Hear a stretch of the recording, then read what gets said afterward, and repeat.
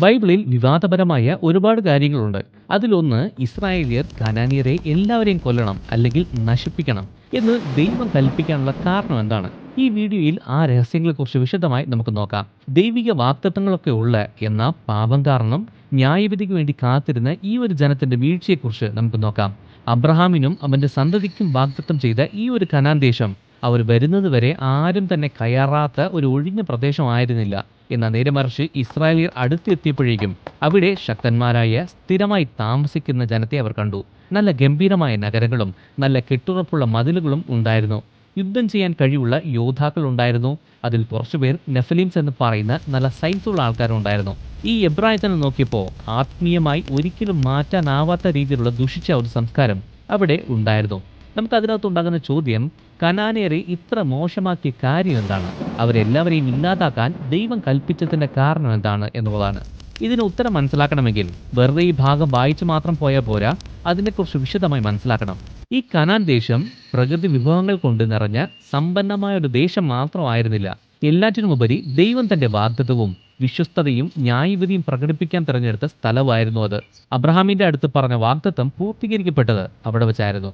നൂറ്റാണ്ടുകൾക്ക് മുമ്പ് തന്റെ സന്തതി ഈ ദേശം അവകാശമാക്കുമെന്ന് ഉറപ്പ് ദൈവം ആ മനുഷ്യന് കൊടുത്തിട്ടുണ്ടായിരുന്നു. ആ ദേശം അവകാശമാക്കുക എന്നത് മാത്രമല്ല, അനുഗ്രഹങ്ങൾ, സമൃദ്ധി, എല്ലാറ്റിനുമുപരി സൃഷ്ടാവുമായുള്ള ഒരു ഉടമ്പടി കൂടിയായിരുന്നു അത്. ഭൂശാസ്ത്രപരമായി കനാൻ ദേശം മധ്യപൂർവ്വ ദേശത്തെ ഒരു തന്ത്രപ്രധാനമായ പ്രദേശം കൈവശപ്പെടുത്തി. പുരാതന കാലത്തെ മഹത്തായ നാഗരികതകൾക്ക് ഒരു പ്രധാനപ്പെട്ട ഭാഗമായിരുന്നു ഇത്. വടക്കൻ ലെബനോൻ മുതൽ തെക്ക് നേഗേവ് മരുഭൂമി വരെ, മെഡിറ്ററേനിയൻ കടൽ മുതൽ യോർദാൻ താഴ്വര വരെ ഇത് വ്യാപിച്ചു കിടക്കുന്നുണ്ട്. ഇന്ന് ഈ സ്ഥലം ഇസ്രായേൽ, പാലസ്തീൻ, ലെബനോൻ, സിറിയ, യോർദാൻ എന്നീ ദേശങ്ങളുടെ ഭാഗമാണ്. ഫലപുഷ്ടി അതിൻ്റെ മുഖമുദ്രയായിരുന്നു. വയലുകൾ ഫലം കൊണ്ട് നിറഞ്ഞിരുന്നു. താഴ്വരകളിൽ നല്ലതുപോലെ വെള്ളം ഉണ്ടായിരുന്നു. പാലും തേനും ഒഴുകുന്ന ഒരു സ്ഥലമായിട്ടാണ് ബൈബിൾ വിശേഷിപ്പിക്കുന്നത്. എന്ന് പറഞ്ഞാൽ അത് സമൃദ്ധി, നല്ല ജീവിതം, പ്രകൃതി സമ്പത്ത് എന്നിവ സൂചിപ്പിക്കുന്ന ഒരു ബൈബിൾ പദപ്രയോഗമാണ്. പക്ഷേ ഇത്ര സൗന്ദര്യവും നല്ല മൂല്യവുമുള്ള ഈ സ്ഥലം നല്ല ശക്തരും ആത്മീയമായി അധപതിച്ചുപോയ ആളുകൾ കൈവശപ്പെടുത്തിയിരുന്ന ഈ ദേശം കീഴടക്കി ശുദ്ധീകരിക്കുക എന്നത് ചെറിയ കാര്യമൊന്നല്ലായിരുന്നു. അവിടെ പലതരത്തിൽപ്പെട്ട ആളുകൾ ഗ്രൂപ്പായി താമസിച്ചു. എരിഹോ, ഹാസോർ, സോർ, സീദോൻ അങ്ങനെ പല സ്ഥലങ്ങളിൽ പല ഗ്രൂപ്പുകളായി താമസിച്ചു. ഓരോന്നിനും രാജാവും അതിൻ്റെതായ നിയമവ്യവസ്ഥകളും ഉണ്ടായിരുന്നു. ഈ നഗരങ്ങൾക്ക് വലിയ മതിലുകൾ ഉണ്ടായിരുന്നു. ഒരു സാധാരണ സൈന്യത്തിന് ഒരിക്കലും ആ മതിലുകളെ തകർക്കാൻ പറ്റില്ലായിരുന്നു. എന്നാൽ ഇസ്രായേൽ ഒരു സാധാരണ സൈന്യമല്ലായിരുന്നു. അതിൻ്റെ ദൗത്യവും സാധാരണമല്ലായിരുന്നു. ബൈബിൾ പറയുന്നതനുസരിച്ച് നോഹയുടെ മകനായ ഹാമിൻ്റെ മകനായ കനാനിലൂടെയാണ് കനാന്യർ ഉണ്ടായത്. ഹാം അപ്പനോട് ചെയ്ത പാപം കാരണം നോഹ കാനാനെ ശപിച്ചു. കനാന്യരുടെ ധാർമ്മിക അധപതനം എന്നത് മാത്രമല്ല, നൂറ്റാണ്ടുകൾക്ക് ശേഷം അവരുടെ മേൽ വന്ന കഠിനമായ ന്യായവിധിയിലും ഈ ശാപം നമുക്ക് കാണാം. അവർ പുറജാതീയ ദൈവങ്ങളിൽ വിശ്വസിച്ചു, അതിനെ ആരാധിച്ചിരുന്നു. അവർ ഒരുപാട് ദൈവങ്ങളെ ആരാധിച്ചു. അതിൽ നല്ല അറിയപ്പെടുന്ന ദേവന്മാരെന്ന് പറയുന്നത് ഏൽ, അശേര മാത്രമല്ല ഫലപുഷ്ടി, കൊടുങ്കാറ്റ്, വിളവെടുപ്പിന്റെ ദേവനായ ബാൽ എന്നിവരായിരുന്നു. ഈ ദൈവങ്ങളെ ആരാധിക്കുന്ന രീതി ശരിക്കും പറഞ്ഞാൽ ഞെട്ടിക്കുന്നതാണ്. വേശ്യാവൃത്തി, ദൈവന്മാരെ പ്രീതിപ്പെടുത്താൻ വേണ്ടി ക്ഷേത്രങ്ങളിൽ വെച്ച് തന്നെ ലൈംഗിക ആചാരങ്ങൾ ചെയ്യുക, വ്യാപകമായ ലൈംഗിക അധാർമികത, കല്യാണം കഴിക്കുന്നതിന് മുമ്പ് തന്നെയുള്ള ലൈംഗികത, ഏറ്റവും ഞെട്ടിക്കുന്ന ഒരു കാര്യമെന്ന് പറഞ്ഞാൽ ശിശുബലി പോലും ഉണ്ടായിരുന്നു എന്നതാണ്. കനാന്യ ദൈവങ്ങൾക്ക്, പ്രത്യേകിച്ച് മോലേക്കിന് ജീവനുള്ള ബലിയായി കുഞ്ഞുങ്ങളെ ബലിയർപ്പിക്കുന്നത് സാധാരണമായിരുന്നുവെന്ന് പുരാവസ്തു ഗവേഷണങ്ങളും ചരിത്രരേഖകളും സ്ഥിരീകരിക്കുന്നുണ്ട്.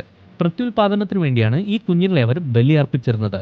യഹോവയുടെ ദൃഷ്ടിയിൽ ഈ ആചാരങ്ങളൊക്കെ കുറ്റകരമായിരുന്നു എന്നത് മാത്രമല്ല, ഒരിക്കലും രക്ഷിക്കാൻ കഴിയാത്തൊരു വലിയ പാപമായിരുന്നു അത്. ഇതിന് തന്നെ നമുക്ക് മനസ്സിലാകും, ദൈവം അവരെ നശിപ്പിക്കാൻ കൽപ്പിച്ചത് ചുമ്മാ മറ്റുള്ളവരെ കൊല്ലണം എന്ന് വിചാരിച്ചല്ല എന്നുള്ളത്. മറിച്ച് ആത്മീയവും ധാർമ്മികവുമായി അധപ്പതിച്ച് ഒരിക്കലും രക്ഷിക്കാൻ കഴിയാത്ത ഒരു ജനത്തെ മാറ്റുക എന്നതായിരുന്നു ഉദ്ദേശം. കനാന്യർ അവരുടെ വിശ്വാസങ്ങൾക്ക് വേണ്ടി എന്തും ചെയ്യുമായിരുന്നു. യുദ്ധത്തിൽ അവർ നല്ല ശക്തന്മാരായിരുന്നു. അവരുടെ സൈനിക ശക്തി എല്ലാവർക്കും അറിയാവുന്നതാണ്. എല്ലാവരും ഈ സൈന്യത്തെ ഭയക്കുന്നുണ്ടായിരുന്നു. അക്കാലത്ത് അവരുടെ നഗരങ്ങളിൽ വ്യത്യസ്തമായ പ്രതിരോധ രീതികൾ ഉണ്ടായിരുന്നു. അവരുടെ സൈന്യത്തിൽ അനാക്യ മല്ലന്മാർ ഉണ്ടായിരുന്നു. നല്ല ഉയരവും ശക്തിയുമുള്ള യോദ്ധാക്കളായിരുന്നു അവർ. മോശെ അയച്ച ചാരന്മാർ അവരെ നോക്കിയപ്പോൾ ഞങ്ങൾ വെട്ടിക്കിളികളാണെന്ന് ഞങ്ങൾക്ക് തോന്നി എന്ന് പറയുന്നുണ്ട്. അത്രയ്ക്കും വലിപ്പം അവർക്കുണ്ടായിരുന്നു. ഇസ്രായേലിയരെ സംബന്ധിച്ചിടത്തോളം കനാന്യർ ഒരു ശാരീരിക ഭീഷണി മാത്രമല്ല, ആത്മീയ അപകടം കൂടിയാണ്. അതുകൊണ്ട് കനാൻ കീഴടക്കുക എന്ന് പറയുന്നത് കേവലം സൈനിക വിജയങ്ങളെക്കുറിച്ചോ പുതിയൊരു ദേശത്തിന്റെ അധിനിവേശത്തെക്കുറിച്ചോ മാത്രമായിരുന്നില്ല. സത്യം പറഞ്ഞാൽ അത് ആഴത്തിലുള്ള ഒരു ആത്മീയ ഏറ്റുമുട്ടലായിരുന്നു. കനാന്യരുടെ ദേശമെന്ന് പറയുന്നത് അവർ വേറെ ഒരു വിശ്വാസ സമൂഹം എന്നതല്ല, വിഗ്രഹാരാധനയ്ക്ക് പൂർണ്ണമായും കീഴടങ്ങിയ ഒരു ജനതയായിരുന്നു അവർ. ഇസ്രായേലിന്റെ ദൈവത്തിന്റെ വിശുദ്ധിക്ക് നേരെ എതിരായിരുന്നു അവർ. അതിന്റെ ദൈവങ്ങൾ മതപരമായ ആചാരങ്ങളെ മാത്രമല്ല കൊടുത്തത്, ജനസംഖ്യ വർദ്ധിപ്പിക്കാനുള്ള ജീവിത രീതിയും കൊടുത്തിട്ടുണ്ടായിരുന്നു. ഏറ്റവും വലിയ ദൈവമായി കണക്കാക്കപ്പെടുന്ന ഏലിനെ യുഗ്രാറ്റിക് ഗ്രന്ഥങ്ങളിൽ ക്രൂരത, മദ്യപാനം, കാമം എന്നിവയുമായി ചിത്രീകരിക്കുന്നുണ്ട്. അതിന്റെ ഭാര്യയായ അഷേര അല്ലെങ്കിൽ അസ്തറോത്ത് പ്രത്യുൽപാദനത്തിന്റെ ദേവതയായിട്ടും വിശുദ്ധ വേശ്യാവൃത്തിയോടും ബന്ധിപ്പിക്കുന്നുണ്ട്. മതപരമായ ആചാരങ്ങളിൽ ഈ ദൈവത്തിന്റെ സാന്നിധ്യം പെരുമാറ്റത്തെ മാത്രമല്ല, ഇന്ന് ചെയ്യാൻ പാടില്ല അല്ലെങ്കിൽ അത് നല്ലതല്ല എന്ന് നാം പറയുന്ന പല കാര്യങ്ങളെയും കുഴപ്പമൊന്നുമില്ല, അത് നല്ലതാണ് എന്ന് ന്യായീകരിക്കുന്നുണ്ട്. കനാനിയർ എല്ലാവരും ഇഷ്ടപ്പെടുന്ന, ജനപ്രിയ, ബഹുമാനിക്കുന്ന, ഭയപ്പെടുന്ന ദൈവം ബാലായിരുന്നു. കൊടുങ്കാറ്റ്, മഴ, ഭൂമിയുടെ ഫലപുഷ്ടിയുടെ പ്രഭു എന്നറിയപ്പെടുന്ന ബാൽ കനാന്യ ജനത്തിന്റെ കാർഷിക ജീവിതത്തിൽ ഒരു പ്രധാന സ്ഥാനം വഹിക്കുന്നുണ്ട്. അവരുടെ സമ്പദ് വ്യവസ്ഥ കാർഷിക മേഖല ആയതുകൊണ്ട് തന്നെ മഴ അവർക്ക് അത്യാവശ്യവും അതിനെ ആശ്രയിച്ചിരുന്നത് കൊണ്ട് അവർ ഈ ദൈവത്തെ ഒരുപാട് ആരാധിച്ചിരുന്നു.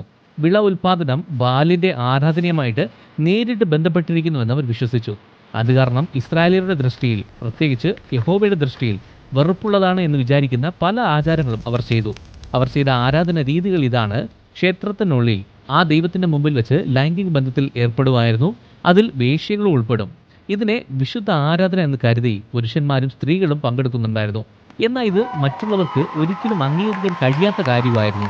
ലൈംഗികത ദൈവവുമായി ബന്ധപ്പെടാനുള്ള ഒരു മാർഗമാണ് എന്ന് വിചാരിച്ച് അതിനെ അവർ ആഘോഷിച്ചു. എന്നിരുന്നാലും റിപ്പോർട്ട് ചെയ്തിട്ടുള്ളതിൽ വെച്ച് ഏറ്റവും ഞെട്ടിക്കുന്ന ഒരു കാര്യം ശിശുബലിയായിരുന്നു.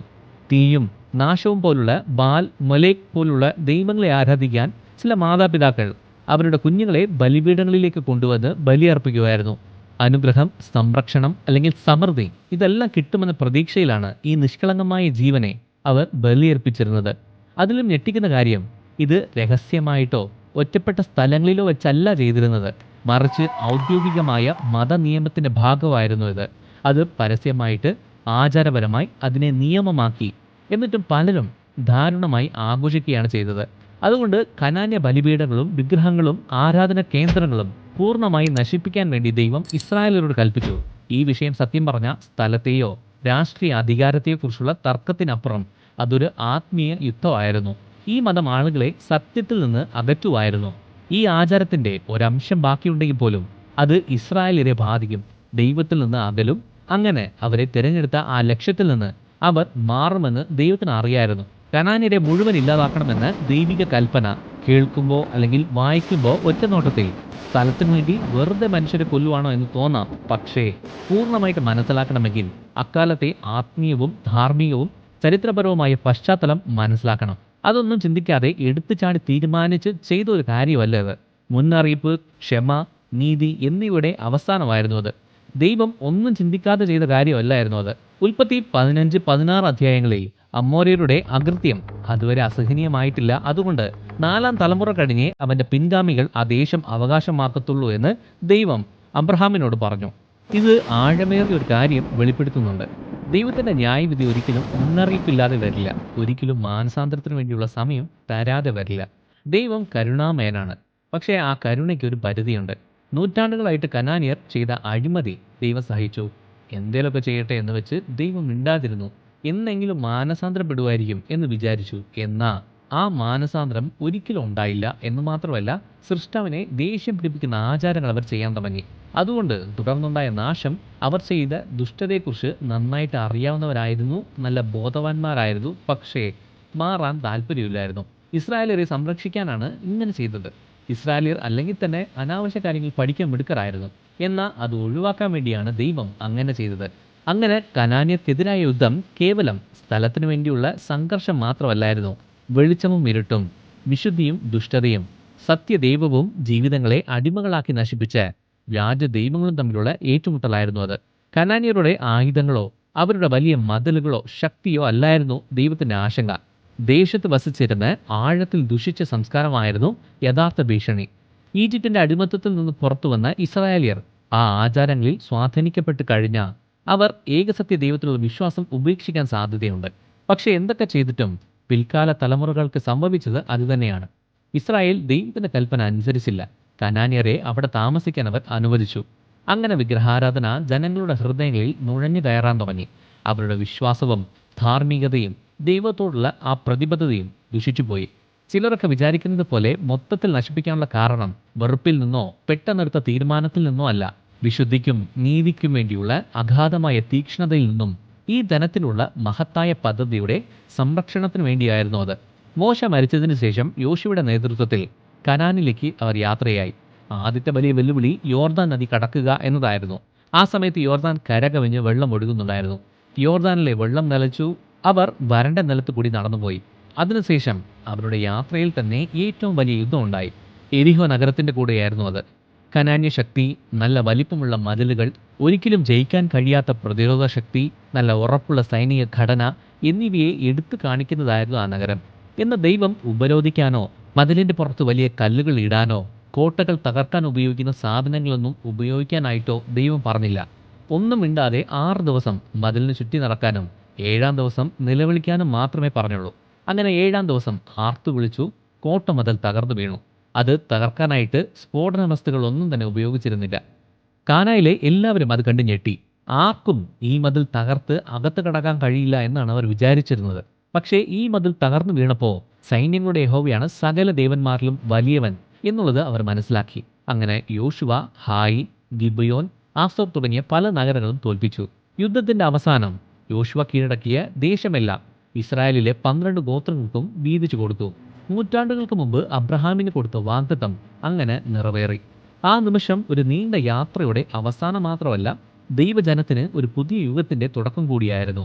ഈ വീഡിയോ കണ്ടു കഴിഞ്ഞപ്പോൾ കാനാനെ എന്തുകൊണ്ടാണ് പൂർണ്ണമായിട്ട് നശിപ്പിക്കാൻ പറഞ്ഞത് എന്നുള്ളത് മനസ്സിലായി കാണുമല്ലോ. ഇതുപോലെ തന്നെ പല ഭാഗങ്ങളും നാം വായിക്കുമ്പോൾ വിചാരിക്കാറുണ്ട്, വെറുതെ എന്തിനാ ദൈവം എല്ലാവരെയും കൊല്ലാൻ പറയുന്നത്, ഈ ഗോത്രത്തെ പൂർണ്ണമായിട്ട് തുടച്ചു നീക്കാൻ പറയുന്നത് എന്നൊക്കെ. സത്യം പറഞ്ഞാൽ അതിനെല്ലാം പിന്നിൽ ദൈവത്തിന് ഓരോ കാരണങ്ങളുണ്ടായിരുന്നു. അങ്ങനെ നിങ്ങൾ വായിക്കുന്ന സമയത്ത് സംശയങ്ങളുണ്ടായ പല സ്ഥലങ്ങളുണ്ടാകും. അതിനെക്കുറിച്ച് താഴെ കമൻറ്റ് ബോക്സിൽ അറിയിക്കുക. ഏത് പോയിന്റിനെ കുറിച്ചാണോ ഒരുപാട് പേര് പറയുന്നത് അതിനെക്കുറിച്ച് ഒരു വീഡിയോ ചെയ്യാം. ഈ വീഡിയോ ഇഷ്ടമായി ലൈക്ക് ചെയ്യുക, ഈ ചാനൽ സബ്സ്ക്രൈബ് ചെയ്യുക. നിങ്ങൾ ദൈവത്താൽ അനുഗ്രഹിക്കപ്പെട്ടവർ.